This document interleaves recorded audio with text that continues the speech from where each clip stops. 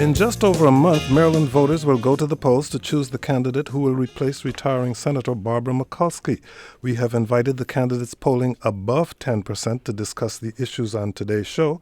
While Green Party candidate Margaret Flowers did not reach that threshold, we know that many in our audience would like to hear from her as well, so she will join us next Friday's Politics Hour. Well, we've got some basic rules to lay out before we get started. We're going to keep this conversational, but candidates will have 2 minutes each to respond to questions asked to them by Tom, myself, and by listeners we hear from via email, Twitter, and Facebook. No phone calls today. We will then allow for 1-minute responses. We have a timekeeper in our studio who will hold up a yellow piece of paper when it's time to wrap and a red piece of paper when your time is up. And remember, the person who speaks the longest doesn't necessarily win. If you're following along on Twitter, we've got a debate hashtag for today's show, hashtag Kojo Debate. And you can follow this on our live video stream at the website, kojoshow.org. Joining me in studio is Tom Sherwood. He's our resident analyst. He's a reporter for NBC4 and a columnist for the current newspapers. Tom Sherwood, thank you for joining us. Good afternoon. Kathy Szeliga is the minority whip in the Maryland House of Delegates.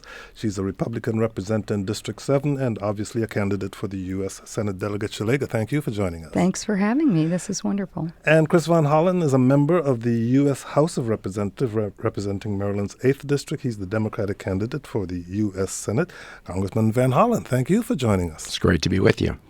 Each candidate will give a 1-minute opening statement. Kathy Szeliga won a coin toss earlier today. She has chosen to go last, so that means, Congressman Van Hollen, you go. Well, thank you. It's great to be here, and thanks, everybody, for listening. You know, throughout my time in public service, I've listened to Maryland families and worked with them to deliver real results for our community. Like when I teamed up with the PTAs to increase funding for our schools, when I work with the vets to support our wounded warriors at Walter Reed, when I work with Maryland moms to enact common sense gun safety legislation. And I'm proud to have led the fight to protect the promise of Social Security and Medicare from Tea Party budget cuts. So I know when to fight. I also know when to find common ground, because we can't let division in Washington to prevent all progress for working families. And we can't allow the divisive attacks of Donald Trump to tear us apart. We got to work together. Senator Mikulski's done a great job as our senator. I'm proud to have her support in this election because, like Senator Mikulski, I'm focused on delivering results for Maryland.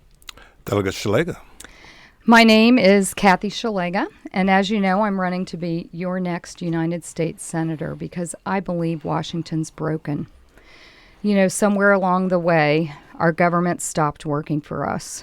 Every election, career politicians make promise after promise, and they never seem to keep them.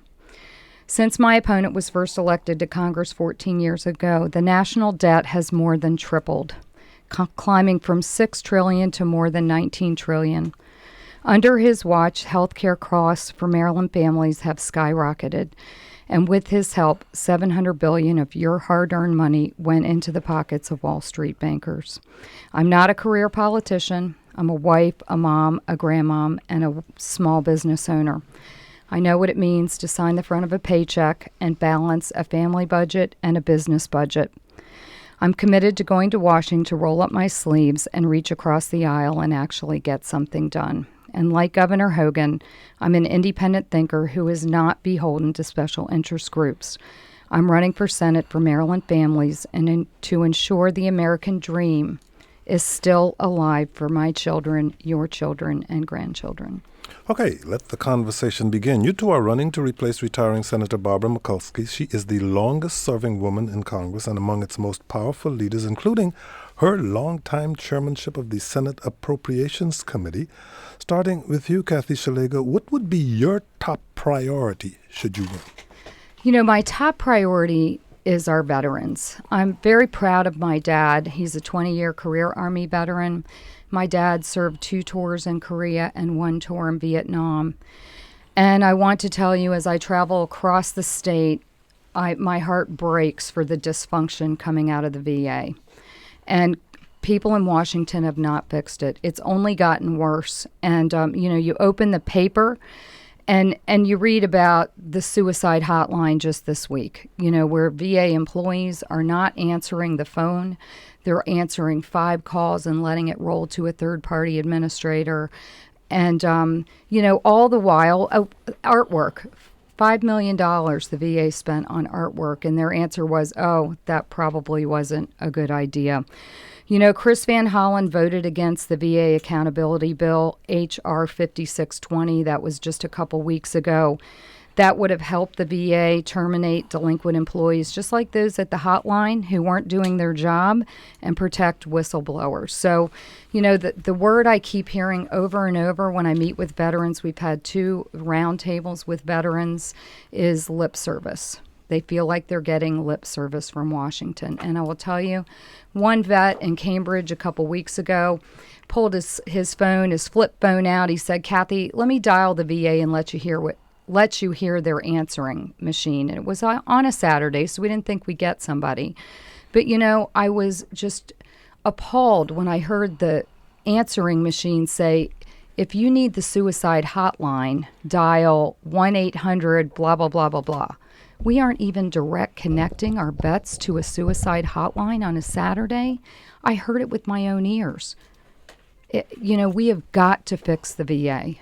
Chris Van Hollen, this is probably the last time I will address both of you with the same question. After that, I will unleash Tom Sherwood. But same question to you. What is going to be your top priority? Sure. Well, Senator Mikulski has done a terrific job, and I'm proud to have her support. And her focus is on making sure that hardworking Marylanders get a fair shake. And that means making sure that families have schools where their kids get a good education, that we reduce the burden of college debt, that we allow people to get to and from work, and we've got to modernize our infrastructure, our roads, our transit, our broadband. We've got to do all those things. And I'm proud to have worked on a bipartisan basis to accomplish some of those results, but we have a lot more work to do. I do want to say a word about vets. My dad was a Navy vet. Some of my most moving and emotional moments as a member of Congress has been meeting with our wounded warriors close by at Walter Reed. And there's nothing more inspiring than talking to somebody who's been injured in the field of battle and ready to get right back out and work and fight for our country. And I'm proud to have been working for our vets. We got a lot of work to do to make sure that our vets get the support they need. It's always disturbing when people try to use vets for political purposes. I am proud to have just received the endorsement today from the Veterans and Military Families for Progress because of my work with vets. I worked with County Executive Ike Leggett to get federal VASH vouchers to end homelessness. Vet homelessness is in Montgomery County. We need to do that around the state. I'm proud to have gotten funds from the Small Business Administration to have launched the Veterans Institute for Procurement, one of the first in the country to help small business and vets launch their small businesses. And I'm proud to have put forward budgets that fully fund the medical needs of our vets. So I'm very grateful for all of their terrific work, and certainly caring for our vets just like caring for others who've been there for us, like our public safety officials, proud to have been endorsed by the firefighters because they're putting their lives on the line every day as well. Tom Sherwood. Well, first of all, my condolences to you both for the Baltimore Orioles. I'm going to the Nats' first playoff game today against the Dodgers. So Go Nats. Good luck. I'm a big O's fan. I had season tickets for a little while. I love those. Okay. Go O's. Well, maybe next year for you. Barbara Mikulski, 5 terms in office, extraordinary. But apart from the foreign policy issues and national issues, you represent the state of Maryland. We've got this Hurricane Matthew coming up the coast. And fortunately, it's not in our immediate mid-Atlantic area, but there are discussions about the beach erosion on the eastern shore. There's concerns about the Chesapeake Bay Bridge, a new lane or a new bridge. There are so many state issues. The senator has been busy trying to get the FBI to bring 11,000 jobs to the suburban Maryland, the infrastructure, maybe keep the Washington Redskins in Maryland.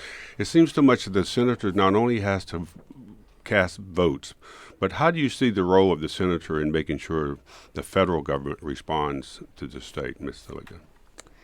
Well, I look forward to working closely with Governor Hogan, who has endorsed me and is supporting me. And having spent 5 years in Annapolis, certainly have learned to work across the aisle, and I've learned to work with the governor, and we need our federal delegation to be working hand in hand with the state of Maryland, with our governor. Chris Van Hollen put an article in the Hagerstown paper about Route 81, criticizing Governor Hogan a month or two ago about him not getting fast track funding for that road. It turns out it wasn't even eligible for that funding. So, I won't be somebody that's going to criticize Governor Hogan in the paper, but instead work with him to see. I will tell you a priority for me is going to be the Howard Street Tunnel.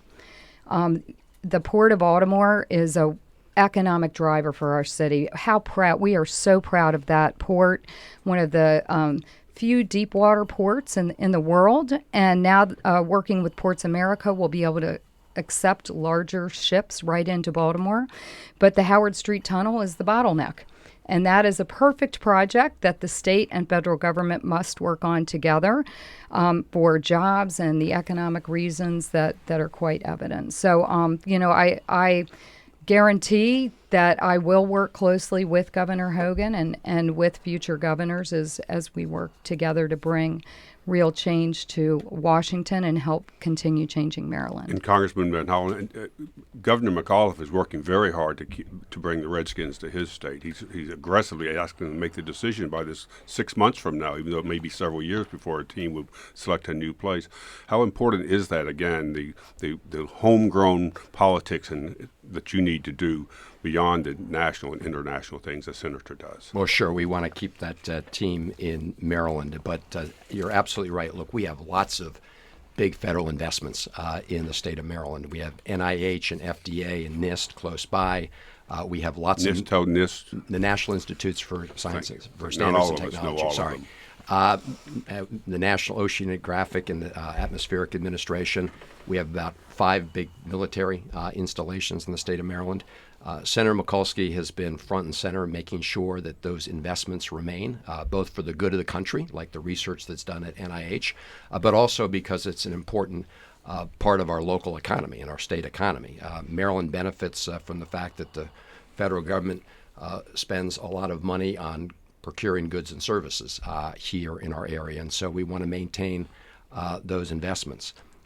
Delegate Szeliga is mistaken about Route 81. It actually was eligible for fast track under the rural program, which is why we're going to continue to push for those funds. There's no doubt that the Port of Baltimore is a big engine of opportunity for our state. I just met yesterday with the longshoremen who offload those ships and have good paying jobs, and I'm proud to have their support and endorsement in this race. You started out by asking about the storm that's headed this way, and we've worked as Team Maryland. We've worked with Governor Hogan, Senator Mikulski, Senator Cardin to make sure we address major issues that impact our state. Years ago, when Superstorm Sandy hit Maryland, we worked together to make sure that funds were available to help Crisfield on the Eastern Shore recover. And just recently in Congress, we worked together as Americans to make sure that we were there for the people of Louisiana who'd suffered great damage in the floods, as well, I should say, as the people of Flint, Michigan, who'd been poisoned by lead in their water. And it was unfortunate that so many people dragged their feet in coming to help the people of Flint, Michigan. Yes, we should be helping the folks in Louisiana. We were there for them, but we also got to be there for the people of Flint. In case you're just joining us, this is a debate between the two candidates for the Senate in Maryland of the Republican and Democratic parties. Next week, you'll be hearing from the candidate of the Green Party. We're talking today with Kathy Szeliga, Minority Whip in the Maryland House of Delegates. She's a Republican representing District 7, and Chris Van Hollen. He's a member of the U.S. House of Representatives representing Maryland's 8th District. You can watch live streaming video of this debate at our website, kojoshow.org. Back in 2014, Maryland was one of the first states in the nation to increase its minimum wage to over $10 an hour, while some localities, including the District, California, and New York, have approved a $15 an hour minimum wage to be phased in over time. Meanwhile, the federal minimum wage remains at $7.25 an hour. Chris Van Hollen, where do you stand on raising the minimum wage, and how do we hit the right number? Well, I support increasing the minimum wage. I was part of the majority in Congress back in 2006, the last time we raised the federal minimum wage. I was pleased when President Bush signed that bill. And I believe we need to raise the minimum wage again. I believe we need to hit the target of $15 an hour. We can talk about how we get there and in what stages. But it is a scandal in this country that you can work full-time, 40 hours a week, all year long, and be below the federal poverty level for a family of two. And this is a big difference between the candidates. You know, campaigns and elections are about differences on positions. And Delegate Szeliga voted against that quite modest increase in the Maryland minimum wage. Today it's $8.75 in Maryland. It will rise over time to a little over $10. Delegate Szeliga voted no on that issue. I think it's really important that people who are working get at least towards getting a living wage. And to the extent that we don't provide a living wage for our people, it means that we're going to be paying more when it comes to providing food and nutrition programs and health care access under Medicaid. So it just makes sense to first grow our economy and grow incomes, but make sure that there's some minimum level of income support that allows families to support themselves. That's why I supported the Maryland minimum wage and why I support increasing it at the federal level. Delegate Szeliga, you have a minute to respond. Rich, can I just before I didn't hear a number for you though on the federal minimum wage. It's $7.25. No, I did. I said we get to get it to 15 is what I said. So what would be the first increase? Because that's the well, one I think people will Secretary spend Clinton's first. right that we need to get just over $12 in the first phase, and then we move toward 15. Numbers count. Delegate Szeliga, you got to respond. Thank you so much. Yes, this is a difference. I am the only one of us that's actually lived on a minimum wage. When I was 18, I dropped out of college, eloped, married my dear husband, Mark, and I lived on a minimum wage. I was a maid, a waitress, a dishwasher. I picked up trash on the side of the road, and I got paid minimum wage for that job. So I understand how hard it is. I understand being a working family, because I've been one. You know, it's great when people read things in books, but, you know, when you've actually walked in those shoes, you have a little different perspective on it. You know, only 2.9% of wage earners make the minimum wage, and they're generally only on that for 18 months or shorter. This is a short-term solution for a long-term problem. I can tell you what people on minimum wage want. They want a career. They don't want a minimum wage. They're tired of career politicians taking an issue like this and ginning people up with it. But let's get jobs and opportunities to people on a minimum wage so that they're not on a minimum wage, so they get on the career ladder and climb that. And I'd also like to point out that when you pay $15 an hour to 16-year-olds, we will have a very high youth unemployment problem. Because, look, my first job, I worked in a donut shop, and I think minimum wage was like $1.85. I don't even remember what it was, but I was 14 and worked in a donut shop for a minimum wage job. And I think the best job training program is a job.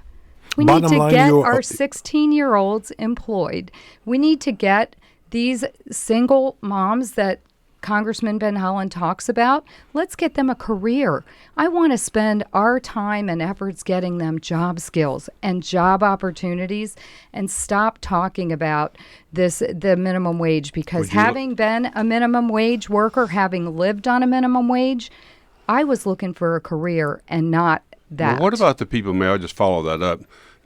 Do you want, you sound like you would just get rid of the minimum wage, right? Oh, no, I did not say that. So what's the point of Tom, keeping, well, no, Tom. excuse me, I said you sound like, okay, so I'm asking you a thank question. No, if I you don't would want to not get rid of it, it, why shouldn't it be more relevant? I mean, the people who do, well, instead of putting our efforts, 2007-8. have you lived on a minimum yes, wage? $1.25. Did you live on that, or were you living in your parents' home? I lived in a very small apartment. Okay, but that was me so too. long ago, we're not going to talk about it. I lived in a Right trailer with about 6 people to pay the bills. All right, but seriously, the minimum wage it doesn't, as the statistics show, there are millions of people who depend on the minimum wage. 2.9%, and most of them well, are that's our percentage, youth. but I'm talking about people. Yeah, yes, and I care deeply. So and you keep the most minimum of wage them at $7.20. are Let's just be youth. clear: $7.25. You keep it that for the federal government. You don't change it. Well, I am also concerned about Is that a yes? dictating from Washington. Okay. Because the economy in Alabama, looks a lot different than the economy in Manhattan. We could have regional minimum so, wages. So, when you start dictating $15 an hour to folks who live in rural Appalachia, it's a law of dictation? Then isn't that what a law is, well, sir? This sounds like negative. But tell me this. When you're for keeping $7.25. That's what yes, I mean. Okay, yes, I got I it. am. If I could just say, this came up in Maryland. So it wasn't just a national issue in Maryland, and Delegate Szeliga voted against increasing the Maryland minimum wage. Look, the reality is there are lots of people struggling. Yes, we obviously need to get more people into good-paying jobs. We've seen steady job growth, but we need to see more incomes rising. We're seeing jobs leaving, not job growth, Delegate Chris Van Szeliga, Hollen. you also voted against legislation in Annapolis to improve college affordability for the people you say you care about. Governor Hogan, who you've mentioned a couple times, did not oppose that legislation. It went into effect, but you voted against it. So whether it's the whether it's the minimum wage or trying to make sure that people can afford college, we need to be there for working people. And now the reality is that those folks who are working hard every day with their hands for a living, like the iron workers, like my husband who's a carpenter, and the sheet wet metal workers, they're endorsing and supporting me in this race because I've been there for hardworking people. I want to move on to can another tell you- pay no, issue. let me You'll get a finish chance to that. respond. Thank you. We're going to get to another pay issue here. A number of laws went into effect in Maryland on October 1st, including an expansion of the Equal Pay for Equal Work law. Meanwhile, a bill that Senator Mikulski has championed throughout her time in the Senate, the Paycheck Fairness Act, has been introduced in some form or another in Congress since 1997, but has never passed. Do you think we need a federal law to address the gender pay gap, Kathy? we Szeliga? have one. And President Kennedy signed it into law. I believe that was in 1962. And there What law have is been that? efforts. That was the first equal pay law. And so, of course, I support that. I'm a woman every single day. The last 54 years, I've gotten up, looked in the mirror, and said, I look like a woman today. So, of course, I support equal pay. Well, allow me to add to that, because Okay. what Senator Mikulski submitted would amend the Equal Pay Act of 1963, the one that you were referring to. 63. I was a year off. I was 2, so It sorry. would require the Equal Employment Opportunity Commission to collect data on compensation, hiring, termination, and promotion sorted by sex. It would also prevent employers from retaliating against employees for inquiring about or disclosing wage information at a company, perhaps the main method employees have of discovering such a gap in the first place. And it would make employers who violate sex discrimination prohibitions liable in a civil action for damages. Would you support that? I would have to read the bill, Kojo. I do believe you should read bills before you take positions on them. I do read the bills in Annapolis. And so, I certainly support equal pay as a woman who has spent 30 years a small business owner in the construction field. My husband and I, 30 years ago, started a small general contracting business. So I work in a male-dominated field, and I also, work in Annapolis for just 5 years I've been there. And politics, as you know, Congressman Van Hollen, is a male-dominated field. So, I certainly work hard every day to prove my worth as a worker. And I don't think of myself as, I want to be looked at because I'm a woman. I want people to promote me and employ my business because I'm good at what I do. And so, I think most women feel like that. We want to be valued. We want a seat at the table, of course.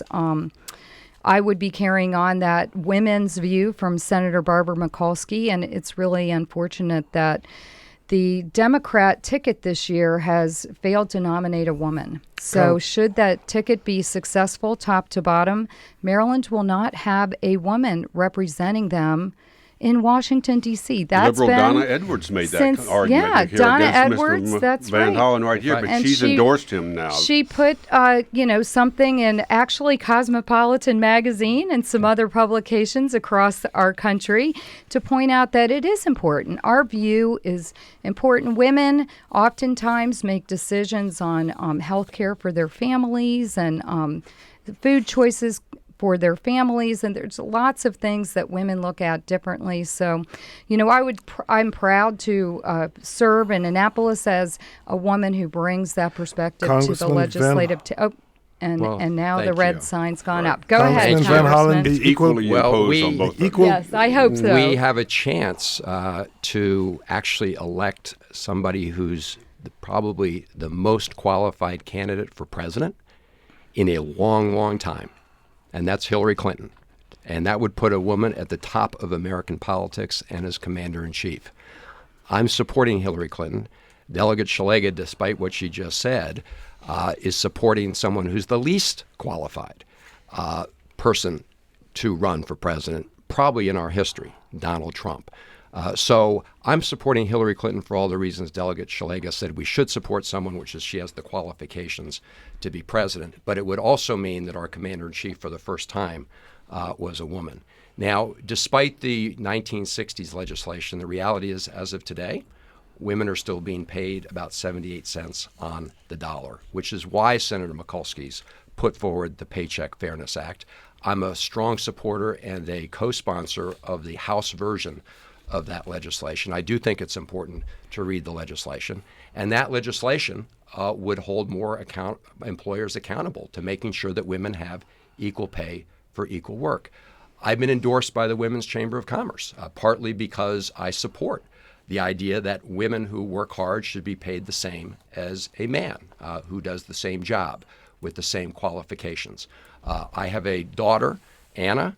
I hope that she will get equal pay for her equal work. So this is a big issue. You know, the very first bill that was signed by President Obama was the Lilly Ledbetter Act, a bill sponsored by Senator Mikulski to say that women who had faced discrimination in pay should not be barred by the statute of limitations for proving their case.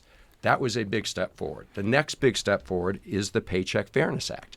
And it's disappointing that we have somebody here who says she wants to support working families and make sure people get an equal and fair shot who doesn't support that concept. I voted for it in Annapolis this year. We're talking about the federal. We're Just talking in about April, federal, there was a similar bill, and I did vote for that, sir. It's federal legislation. Okay, well, I and it do goes like to read the bill. And it goes beyond I will read that. the bill. Well, it's important that we do that, yeah. We're over half of the way into this discussion, so I'm going to make a new rule: 1 minute answers only. Tom Sherwood. Okay. 1 minute.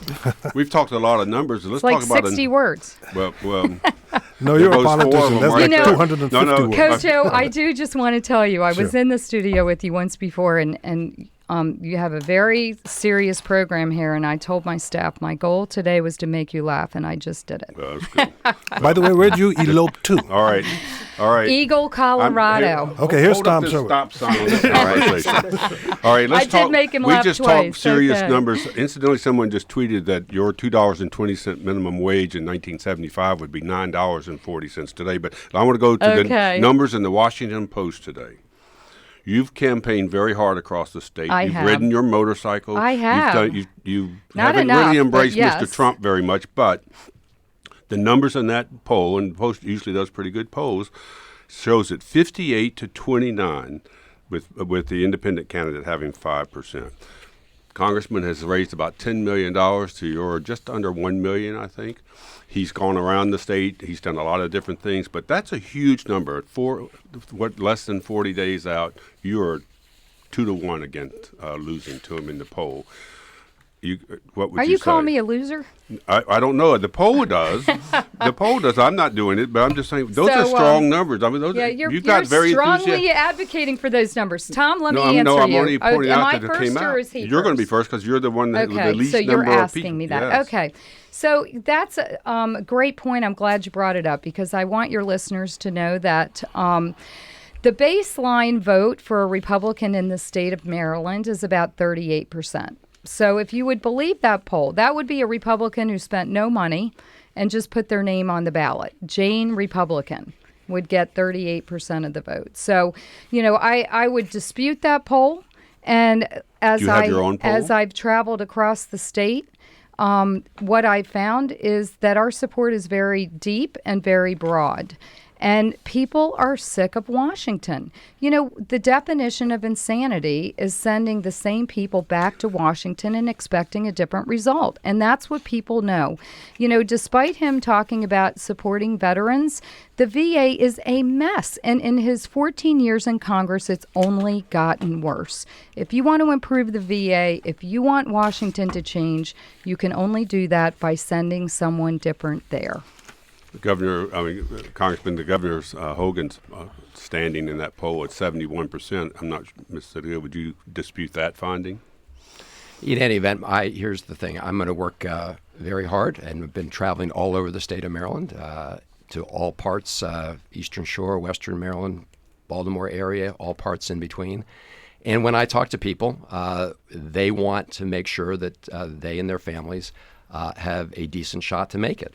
They want a good job and a good paying job. They do support increasing the minimum wage to make sure that struggling people have a chance in making it. They support the legislation Senator Mikulski has advanced, as I do. And that's what I hear from people all over the state, that we need to modernize our infrastructure, that we need to make sure we maintain those important federal investments. And, you know, Delegate Szeliga has invoked Governor Hogan a couple times, and he does have high numbers. He made the decision not to support Donald Trump because he decided, in this case, to put country over party and not elect somebody who's erratic and could be dangerous for the country.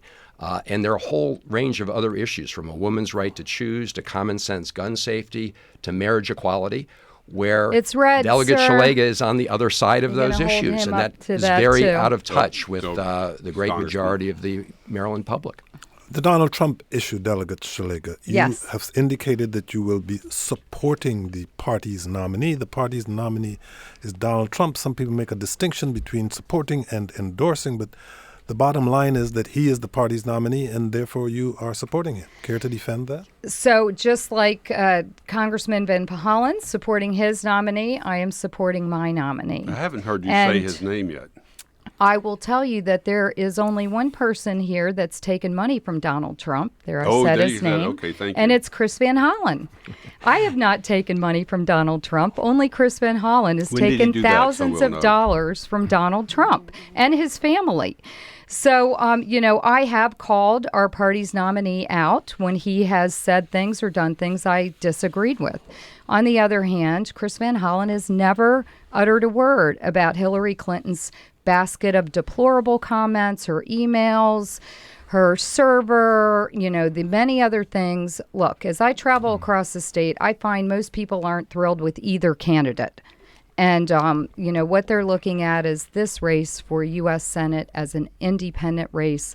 I've proven I'm an independent thinker, and I'm asking people to vote for me, Kathy Szeliga. The next debate is Sunday night. Can you tell me that if is there anything Trump can do Sunday night in the next debate that could make you more enthusiastic? I am running for U.S. Senate. Let me tell you what, as I travel and talk to folks, that's just a short answer. That's a short answer would be the main people that love to talk about this are you folks in the media. That's our Ms. job. Van Hollen, you stand Let me up just say, accepting a $1,000 contribution. Let me More just than sure $1,000. that actually is not true. What Delegate Szeliga is referring to are contributions to the party committees, not to the Van Hollen But campaign. you were the head of the That's party just not committee true. when So you let's- got that money, but let's, sir. Let's just talk about the fact that you are out there supporting somebody who has been dividing the country, saying poisonous things. How about and when basket of deplorables? That was pretty poisonous. You know what? And what did Hillary Clinton do the next day? I don't know what she did, Well, but I just can tell you that. Well, I'll tell you what she did. Because I Okay. also, like many people, criticized her for that, and she recognized it Did was a you mistake. criticize I her did. for that? And Delegate Szeliga, you got a chance to talk. Just let me respond. Yes, I did. And she retracted that statement, just like she has retracted other statements when she says she's mistaken. The difference is that you actually supported Donald Trump when he said really awful things about Mexican immigrants and said a lot of them were rapists. Macy's department store decided to no longer take a line of Trump clothing. You didn't protest Donald Trump's statement. You cut up your Macy's card to support Donald Trump and back him up for those statements. So I know you're trying to hide from the fact that you're supporting Donald Trump. You don't like to say his name, but this is a big issue in this 2016 election, along with the other issues regarding to the record that I pointed out. So I think we need to be honest. We need to be honest with Maryland voters. One of the biggest issues surrounding Donald Trump in this campaign, I noticed when I watched the Donna Edwards, you talked over her a lot. Has to do with taxes. Tax reform and debates about tax loopholes have taken center stage in the presidential race. Starting with you, Kathy Szeliga, where do you stand on tax reform, and what do you think would most help the middle class? Well, I am middle class, and I'm a small business owner.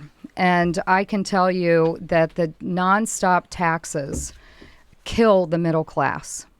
My opponent voted to tax Christmas trees, of all things. He has a long history. One of the first bills he introduced when he was in Annapolis was to put a tax on SUVs. And families need larger vehicles when they have kids running off to soccer practice. And, I don't think that we solve problems by raising taxes. I'm very proud of my record in Annapolis. I have one of the highest records with Maryland Business for Responsive Government that rates legislators on their votes on taxes and business issues. And that's because I am a small business. I understand that. Employing scores of people, understanding that taxes take money out of the pockets of people that desperately need that money. So I will be a defender of taxpayers. I pledge to vote against the taxes. I think Washington has a spending problem, not a taxing problem. Congressman Van Hollen, tax reform, where do you stand? Well, I think we need a tax system that supports hardworking families and not corporations that move their jobs and capital overseas, which is why I've introduced legislation to close a number of the egregious special interest tax breaks, including the one that rewards companies that moves jobs overseas, because we need to reward companies that invest in Maryland, invest in Baltimore, invest in this area. I've also said we got to get rid of the special tax breaks for corporations when they get to deduct the bonuses they pay to CEOs and their top executives. So I've said you don't get that deduction if you're not giving a pay increase to your workers. We got rid of the special breaks for a lot of the Wall Street firms, and we need to do more. I proposed a fee on some of those transactions. But I've also supported tax cuts for middle-income working families and put forward a plan to do exactly that, because I think we need a tax code that rewards work, not one that simply rewards wealth. Tax reform. Tax reform. Chris Van Hollen's been in Congress 14 years. Over that time, the tax code has only gotten more complicated. I heard him recently talking about Baltimore and how we're going to help Baltimore. And he said tax credits or tax breaks we have a very convoluted tax system. I used to be able to do my corporate income taxes, and I can't anymore, and I'm a small business. So this ends up not just costing business in the short term, but business and individuals now have to hire tax professionals because the tax code is so complicated. And, after 14 years, it's only gotten worse. It hasn't gotten better. Warren Buffett said 8 years ago that he pays less taxes than his secretary. That hasn't changed. We have got to find people to go down to Washington, roll their sleeves up, and make it a fair and a simpler tax code. Quick question. Do you think Mr. Trump should release his income taxes? Sure. Okay. Let's talk about in the metropolitan area here. Metro is in dire straits. People like me have stopped using it. It's just there are no people like you, but go ahead. Well, meaning the people who have stopped using it, and that's the only comparison.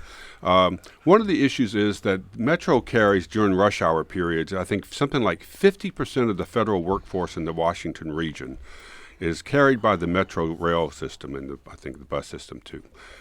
But the federal government does not give $1 of operating money to the Metro system. It has members on the board, but it offers no money. Would you support federal money, not for the infrastructure of Metro's capital needs, but would you support a federal contribution to help fund Metro, even as it tries to improve itself? I'll start with me. Well, I'll start with the congressman.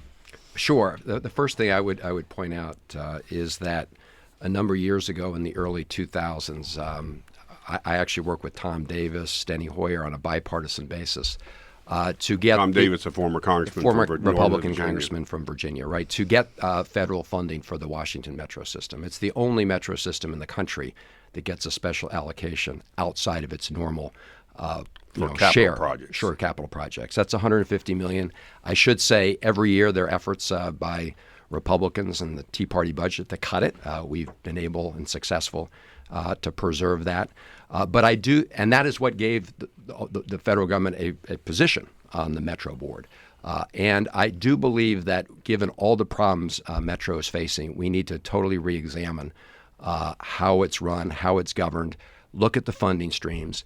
Its biggest challenge, as you know, is that unlike a lot of metro systems in the country, it does not have dedicated funding sources. It has Maryland and Virginia and D.C. all providing sort of ad hoc funding.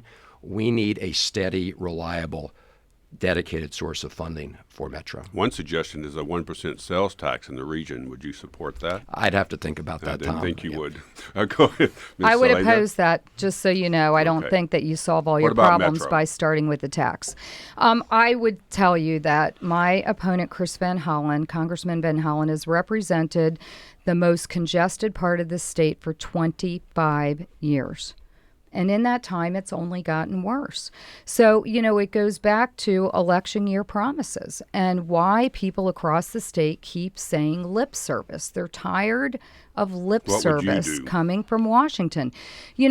If this needs to be dealt with regionally, of course, because it is. I mean, there are people from Washington, Virginia, and Maryland that do govern that. But this is something that I would agree with Chris Van Hollen. We've got to find a funding source for it. We've got to find a way to pay for it and make sure that it has dedicated funding. Because Would you agree that the I federal spent government this should morning provide operating funds? I That was the spent main this question. morning at Shady Grove, sign waving and meeting people going in there, and there was a lot of frustration from people like you, Tom, that said, if we're going to use mass transit, it's got to be reliable, it's got to be dependable, it's got to be Would safe you- and I've affordable. already you support indicated that federal- there are no Can I people like quick Tom, but answer? go ahead. Would you support federal money for operating Metro? I don't know. Maybe. I don't know what Okay. you're talking about, so I would have to look at Okay. this system that you speak of. Could I? Okay. Could I'm I not just, going to guess, Tom. Okay. Could I just mention that for all these projects, you need state funding. You need at least 50% share state funding for these projects. One of the first things I did as a new member of Congress was to actually get the Purple Line and the Quarter Cities Transitway designated as New Start projects, making them eligible. Now, we finally got federal funding for the Purple Line. The governor did put in some money. He's making Montgomery He's County. made a commitment to he's- it. He's making Yes, he Montgomery has. County and Prince George's County pay more. Just the other day, unfortunately, like 2 days ago, he took the money for the Quarter Cities Transitway out of the 6-year plan, despite the fact we have a very bipartisan coalition, including a lot of business groups who realize that I-270 is just jammed. So I hope the governor will reconsider that. But the reality is that in order to get those federal funds, we need the state matching funds. As a delegation, we were successful at getting federal fundings, almost $1 billion for the Red Line in Baltimore. And when the governor said no to that project, he turned down $1 billion. I can tell you lots of other states were celebrating that day because that money went to another place in the country. Got to move on. The Affordable Care Act, also known as Obamacare, has gotten attention in the presidential campaign, but it's been struggling as several major insurers have pulled out. What, if elected, would you do about Obamacare, Kathy Szeliga? Thank you so much. I find Bill Clinton's comments recently. I agree with Bill Clinton. He said the system is not working for small business people and individuals. Why? They're not organized, which means they don't have a lobbyist paying off politicians, and they don't have bargaining power. They're not unions. They are out there busting it 60 hours a week. Their premiums have doubled, and the coverage is cut in half. I can't agree with Bill Clinton more. I'm in construction. A lot of our friends are in the trades as well, small business owners, and we are busting it out there, a lot of us, 60 hours a week. And small business people are left behind. What, if And- elected, would you do well, about I Obamacare? can tell you that we need to reform it, and it's collapsing in upon itself. So many people that live in rural areas are now finding themselves with only one provider. I'm pushing you because we're running out of time. So you're saying you are in favor of reform. You're saying that you would not eliminate it. Would you eliminate it? Only people trying to raise money on this issue talk about repealing it. Physicians and insurance companies have said repealing it at this point, we've spent billions and billions of dollars on this, is not practical, and the numbers don't exist in the Congress to do that. Chris Van Hollen, what would you do We've got about to reform it. He's Obamacare? been a big supporter of it from the beginning. He stood next to Nancy Pelosi when they passed it. You now have a spokesperson. Thank you. So Okay. actually, the Affordable Care Act has done a lot of good. In fact, 20 million Americans today have access to affordable care who did not have it. I can tell you, we get calls in our office of people who would have previously been denied health care because they or their kids had asthma or diabetes, who now have access to affordable care, and it has brought down dramatically. We had pre-existing coverage in Maryland. Rates. You were there for small group market reform. We had Delegate Szeliga, if you could just let me finish my comments. As you know, that's a good program. I was part of that program. That program has not seen an increase in premiums. Yeah, the reason you've seen an increase, 22%. no, that's not in the small group market.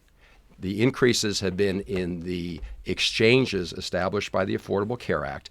And the reason is those are people going into the exchanges who previously had been denied coverage because they're some of the sickest people, the people who have the most intense issues, which is why we should, to answer your question, Kojo, I support creating a public option to create more competition and more options. You got a public safety question? I was going to ask an immigration question. We should talk about Iran. That's pretty important. Well, That's maybe you an can work it issue into my immigration question. Okay. Do you support building the wall, Ms. Szeliga? I support securing our borders. I don't think we sorry. have to build a wall, but we must secure our borders. Listen, Americans won't believe you care about immigration reform until you secure our borders. And this is not just about immigration. It is about human trafficking that comes across our southern border. 85% of the heroin that comes into this country comes from Central and South America. This is about national security. There are 4 very important reasons to secure our borders. Well, don't name all 4 of them. I just named them. How much National would it cost? security, How much would it cost? immigration, human trafficking, and heroin. Okay, Mr. We've Van got Hollen to with do the it. wall. Look, we had a perfect opportunity to address this issue a number of years ago when the Senate passed a bipartisan comprehensive immigration reform bill. It was supported by people like Senator Rubio, Senator McCain, Senator Lindsey Graham. It came to the House of Representatives, and Speaker Boehner never even allowed a vote on it. It would have passed. The president would have signed it. That wasn't perfect, but it was the model. It had a big piece on border security to secure the border. It also said that if you're here playing by the rules, you haven't committed any crimes, you're paying your taxes, that there's a path to legalization and over time a path to citizenship. That was a bipartisan solution. And unfortunately, one of the problems in Congress these days is you have too many people who take the attitude that it's their way or nothing. They've got to have it 100% their way or nothing. I've never been that kind of person. I hope we have more partners. Way back in the day, I worked for Mac Mathias. He was a moderate Republican senator. We are down to 30 example. seconds. A 30-second question? A 30-second last question and I was answer. going to ask about Freddie Gray in Baltimore and what the federal government role is in changing police departments around the country, but I'm not sure anybody can answer it that quickly. I would rather talk about Iran. That's a big difference between the two of us. I would have opposed the Iran deal. Chris Van Hollen supported it and continues to support it. Chris Van Hollen, you got 15 seconds. The Freddie to Gray respond. death was a tragedy. A tragedy, And we need to yes. we need to address it at all levels. We need to make sure the federal government provides incentives for more transparency, like providing funds for police cameras. Let me just say a word about Iran. You only got 10 seconds. Stopping Iran and from getting a nuclear weapon is in the national security interest of the United States and Israel, and military leaders in Israel We have agree. come to the point Stopping of your that is closing a good thing, not a statements. bad thing. And so, reversing the order at the beginning, Kathy Szeliga, your 1 minute closing. He starts. Your 1 minute happy. closing statement. I'm happy to go. Well, first of all, thank everybody for listening. You know, when I think of Senator Mikulski, I think of somebody who's focused on getting results for our states and working across the aisle, and that's what I've done. And we got a lot of work to do. We got a lot of work to do to make sure that children in Maryland, whether they're from West Baltimore or Western Maryland or East Baltimore or the Eastern Shore or all parts in between get a good education and a good start in life. And we do need to build an economy that works for everybody with equal pay for equal work. And we need to end the scourge of mass incarceration and address the problem of gun violence. We need to do all those things. I put forward specific proposals. I don't think it's enough just to talk about them. You need to put concrete ideas on the table. One of my favorite sayings is that the world needs dreamers and the world needs doers, but most of all, the world needs dreamers that do. I hope we'll all be dreamers together. I ask for your support on November 8th. Kathy Szeliga, 1 minute. Thank you. This has been a great opportunity. And you can hear from today's debate that there's a clear choice. Congressman Van Hollen, today will you commit to doing the debate with WJLA Fox 45? You know, Delegate Szeliga, that your campaign stopped answering phone calls. No, that is not. Well, we're not today. Okay. Will you commit to answer WJLA? We've just agreed to another debate on radio in will Baltimore. You there are 30 commit seconds left in your statement, Kathy Szeliga. Forums. You will We've not got commit. lots of So forums. you hear today, people, that he does not want to Delegate debate Szeliga, me on TV. We're going to have a TV debate. No, will Yes, you we're gonna commit have a to TV the debate. one You're that on the covers internet the right whole now. state? Will you commit I to a find it debate? interesting. You're in the middle of a debate. Okay, it's my I comments. think people have You learned can Oh, no, it's see time. Will you Your ask time me a is up. question, Delegate what is the Szeliga? definition You of asked for a insanity? delegate. Yeah, okay. Sending Chris Van Hollen to the Senate and expecting a different result. You've been He won't reading off debate that you. sheet in front of He you the whole does time. not want you to hear Ladies the difference and and gentlemen, have we voters are have now a choice. out of time. Kathy Szeliga is the Republican candidate. Chris Van Hollen is the Democratic candidate. Please go out and vote. Thank you both for joining us. That's it for the show today, but consider spending the rainy day tomorrow catching up on any broadcast you've missed. The best way to do it, subscribe to The Kojo Show through your favorite podcast app or service. We're on them all, and it's the most convenient way to keep up to date on the personalities, places, and power struggles shaping this region that we call home if you can't tune in live every day. But do try to stay on top of things by being sure to meet us back here Monday at noon. We'll discuss the Death with Dignity Act, now before the D.C. Council, and what it would mean for the terminally ill. Plus, a new report from the D.C. auditor says the district is failing to hold developers accountable for commitments made in exchange for lavish tax breaks. That's all coming up Monday at noon on the Politics Hour. Until then, thank you all for listening. Tom Sherwood, have a good weekend. Chris Van about Hollen, my Kathy closing Szeliga, good statement? luck. I'm Kojo Namdi.